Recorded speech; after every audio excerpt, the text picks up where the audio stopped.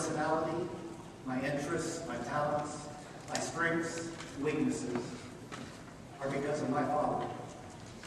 I could not have had a more perfect father to teach, guide, and raise me. I don't mean that he was perfect. I mean that he was perfect for me. As I was growing up, I saw friends, fathers, good and bad, and I knew that I couldn't have gotten a better deal. It made me proud when I saw a reflection of him and some of the things that I did and ways that I acted. Some things I learned about my dad at an early age, and some things took longer as I matured and got to know him better. One thing I've learned is that he was a great man. In order to be a great man, you can't just be great in one or two areas. He was a great father, husband, friend, giver, and so on. He's my dad, and you'd expect me to say that probably. But there's people here that have known him for over 40 years, and they know that too. There's some of you who've just known him for a couple of years, and you know that. And there may be some of you who don't know him very well, and you'll just have to trust me. The reason I'm telling you this is to say that we're not here tonight or this afternoon to honor how great a man he was. We're here to honor how great his God is, and how Dad wanted to honor his God in both life and in death. So I just want to tell you a couple of wonderful things about my dad that also honor the Lord. Let me read to you from Deuteronomy chapter 6 in the Message. Write these commandments that I've given you today on your hearts. Get them inside of you, and get them inside your children. Talk about them wherever you are, sitting at home or walking in the streets.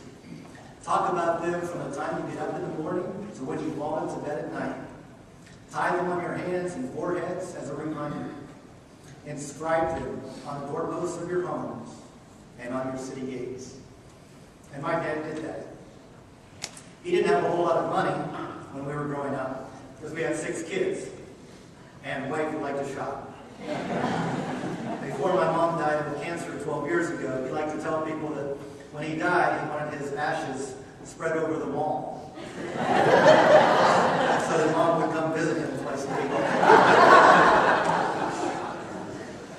One way that Dad saved money on gas was he bought a Honda 70 motorcycle, a small bike that sounded like it was running underwater. And we only had one motorcycle helmet, so whenever we rode on the back with him, we used the football helmet.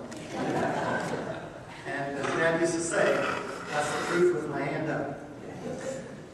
But as he gave us rides to ball practice, or boys' brigade, or friends' houses, we would talk, shouting over the noise of the wind and the bike. And one of the things that we would talk about were verses from the Bible.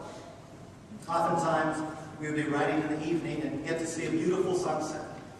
We would always yell out together as we rode Psalm 19:1. The heavens declare the glory of God, and the earth shows forth his handiwork. Or as my little sister used to say, the earth shows forth his handiwork.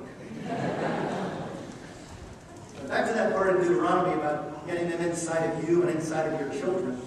As I was thinking of those motorcycle rides the other day, and that verse about the heavens, I remembered saying it as we drove past the large cemetery on the way to our house. And I realized that it didn't make sense. That verse doesn't go along with the cemetery, it goes along with the sunset, or a beautiful sky. And then I remembered, after 35 years, that it was another verse. And though I've read that verse and heard people talk about it and preach sermons on it, I hadn't thought about riding past the cemetery and saying that verse in 35 years. But I still knew that verse word for word. And it's appropriate for today. John 11:25 and 26. I am the resurrection and the life. He who believeth in me, though he were dead, yet shall he live. And whosoever liveth and believeth in me shall never see death. Also appropriate for this time is another of my dad's favorite verses. In our old church in Panama, Dad oftentimes, before the message, would give the greeting and announcement to the service.